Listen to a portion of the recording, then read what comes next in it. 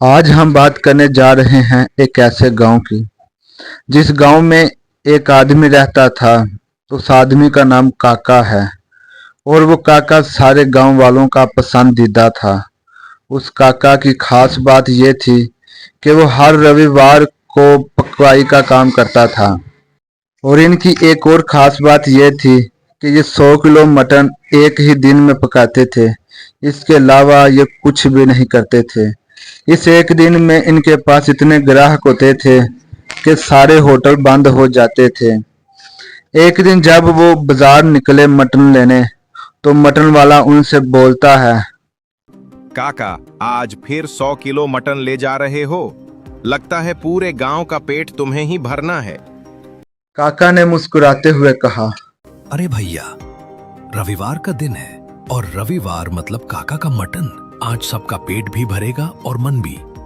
इसी तरह काका उससे मटन लेकर अपने घर चला जाता है और मटन बहुत भारी होता है।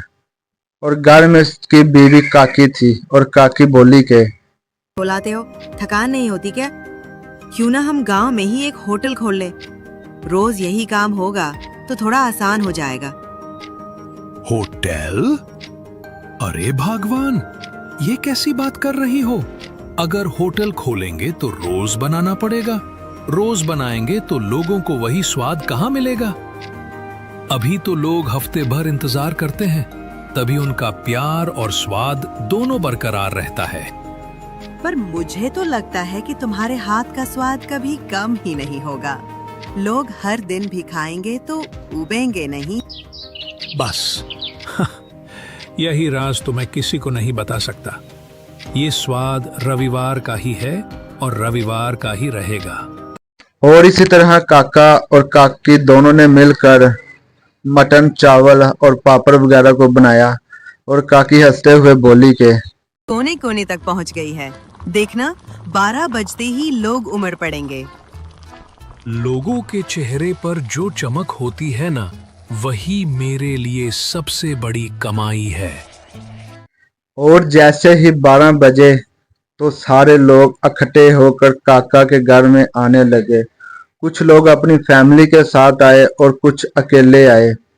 और सारे बच्चे भी काका से कहने लगे कि काका जल्दी करो, हमें भूख लगी है। तो फिर काका उनको सब कुछ देने लगता है। और इसी तरह सारे लोग खाकर काका से कहते हैं कि हमें बहुत मजा आया है। हाल है आप रोज क्यों नहीं बनाते? अरे भाइयों, यही तो मजा है। अगर रोज मिलेगा तो ये स्वाद खास कहाँ रहेगा?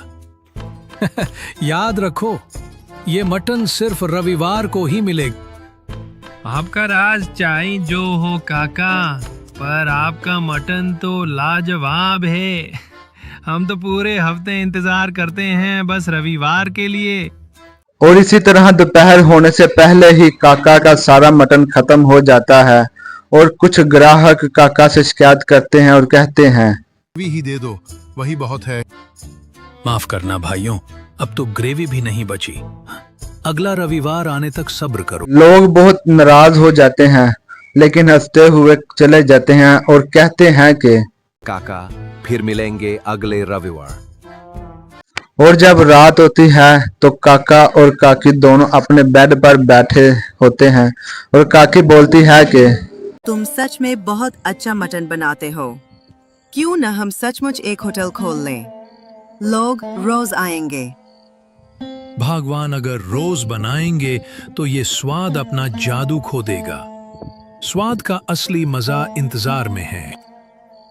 शायद तुम सही कहते हो, पर मुझे पूरा यकीन है कि तुम्हारे हाथ का स्वाद कभी भी लोगों के दिल से नहीं निकलेगा। इतना कहते ही वो दोनों अपने बेड पर सो जाते हैं और वो आराम से सोते हैं।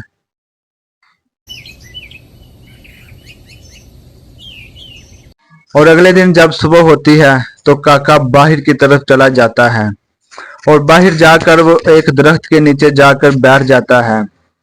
और लोग आते जाते उसको सलाम करते हैं। लेकिन काका कुछ नहीं बोलता क्योंकि वो अपनी मस्ती में मगन होता है। इतने में एक आदमी आकर काका से कहता है कि अगर समय हो तो मेरे साथ चलो। मेरा एक छोटा सा ठेला है जहां मैं चिकन करी बनाता हूँ। चाहता हूँ कि आप मेरे चिकन का स्वाद लेकर बताओ उसमें क्या कमी है। अरे भैया ये तो और भी अच्छा है। यहाँ यूं ही बैठने से तो अच्छा है तुम्हारा चिकन चख लिया जाए। चलो दिखाओ अपना हुनर। इसी तरह वो आदमी काका को अपने साथ ले जाकर अपनी दुकान पर ले जाता है और जल्दी जल्दी से काका को सब कुछ देता है, चिकन वगैरह। काका उसे खाकर चबाकर फिर उसे कहता है कि तुम्हारा चिकन ठीक है पर इसमें जान नहीं है। और वो लड़का हैरानी से बोला, जान नहीं है काका, मैं तो ताजा मसाले डालता हूँ। बात मसालों की नहीं है, तुम चिकन को मैरिनेट करते हो क्या? नहीं काका, मैं तो सीधे पका देता। यही तो कमी है। अगर चिकन में स्वाद लाना है तो पहले उसे 30 मिनट नींबू, अदरक लहसुन का पेस्ट और थोड़ा गरम मसाला लगाकर मैरिनेट करो। जब वो मसाले में घुल मिल जाएगा तभी असली स्वाद आएगा। फिर पकाना, देखना लोग बार बार मांगेंगे। धन्यवाद काका, कल से मैं जरूर ऐसा ही करूंगा। ये सब कुछ उस आदमी से कहकर काका हंसते हुए आगे बढ़ गए और जाकर अपने पुराने दोस्त के पास चले गए। उसका दोस्त एक पलंग पर बैठा हुआ था। तभी काका उससे कहता है कि अरे भाई, तुम तो दिन ब दिन बूढ़े होते जा रहे हो। हाँ यार, बूढ़ा तो हो ही रहा हूँ। लेकिन तू बताओ, तू इतना जवान कैसे दिखता है? कहीं कोई राज तो नहीं छुपा रखा? काका ने हंसते हुए उससे कहा, राज है तो सही, पर बता दूं तो तू भी जवान हो जाएगा। फिर गांव वाले हम दोनों को देख हैरान रह जाएंगे। और वो दोनों जोर जोर से हंसने लगे और काका ने उससे कहा, देख भाई, कभी रविवार को घर आ जाया कर, तुझे अपना बेहतरीन मटन खिलाऊंगा। हाँ यार, मैंने भी बहुत तारीफ सुनी है तुम्हारे मटन की। एक दिन जरूर आऊंगा। इसी तरह थोड़ी देर बातें करके काका वहां से चला जाता है और जब सुबह होती है तो काका फिर अपनी रूटीन के मुताबिक मटन लेने जाता है और मटन और चावल और सारी चीजें उसी तरह पकाता है और उनकी खुशबू सारे मोहल्ले में फैल जाती है। और इसी तरह 12 बजने से पहले पहले लोग काफी ज्यादा जमा हो जाते हैं और काका उनको खाने को देता है और वो लोग हंसते हुए उससे बोलते हैं कि आज तो प्लेट में मटन के पीस ज्यादा दिख रहे हैं। और दूसरा आदमी भी हंसकर बोलता है कि मुझे भी मटन के पीस काफी ज्यादा मिले हैं। इसी दौरान काका उनसे कहता है कि मैंने जानबूझकर आज तुम सबको मटन के पीस काफी ज्यादा दिए हैं। लोग हैरान होकर काका से पूछते हैं कि आज क्या कोई खास बात है। काका उनको बताता है कि आज की ही तारीख को मैंने पहली बार रविवार का मटन बनाना शुरू किया था, तो समझ लो ये हमारी सालगिरह है। उसी खुशी में आज सबको दुगना मटन मिलेगा।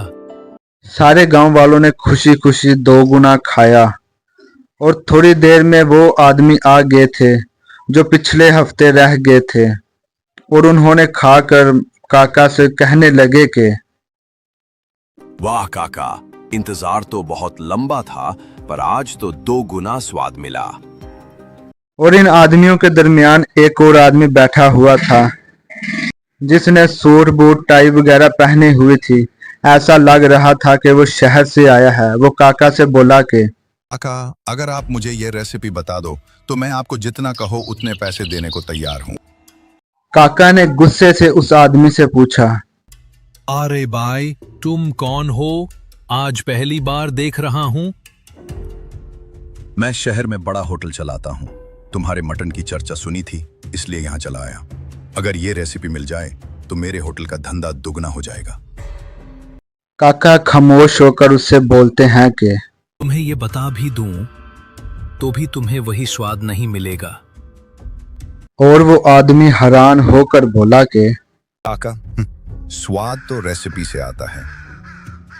नहीं भाई, स्वाद सिर्फ मसालों से नहीं आता।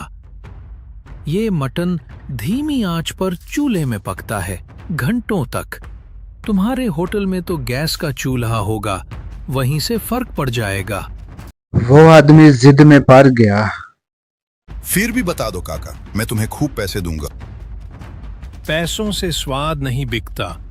अगर कभी मुझे अपना राज बताना होगा तो मैं अपने गांव वालों को बताऊंगा, तुम्हें नहीं। काका की ये बात सुनकर वो शहर वाला गुस्से से वहां से चला गया। वाह काका, आप तो सच में गांव की शान हो। बस भाइयों, यही प्यार ही मेरी असली कमाई है। और जब रात होती है तो काका काकी के पास बैठता है और काका काकी से कहता है कि सोचता हूँ हमारे इस मटन के राज को आगे कौन संभालेगा। और काकी उससे कहने लगी कि सही कह रहे हो, पर किसे दोगे ये राज? कौन बना पाएगा तुम्हारी तरह? क्या पता कोई खुद चलकर आ जाए, जिसे ऊपर वाला हमारे लिए भेजे। और वो दोनों ये सोचते सोचते सो जाते हैं। और जैसे ही सुबह होती है तो उनके दरवाजे पर एक लड़का दस्तखत देता है और वो दोनों सोचने लगते हैं। इतने में काका बाहर जाकर देखता है और उससे पूछता है क्या बात है। अनाथ हूँ, कई दिन से भूखा हूँ, कुछ खाने को मिलेगा?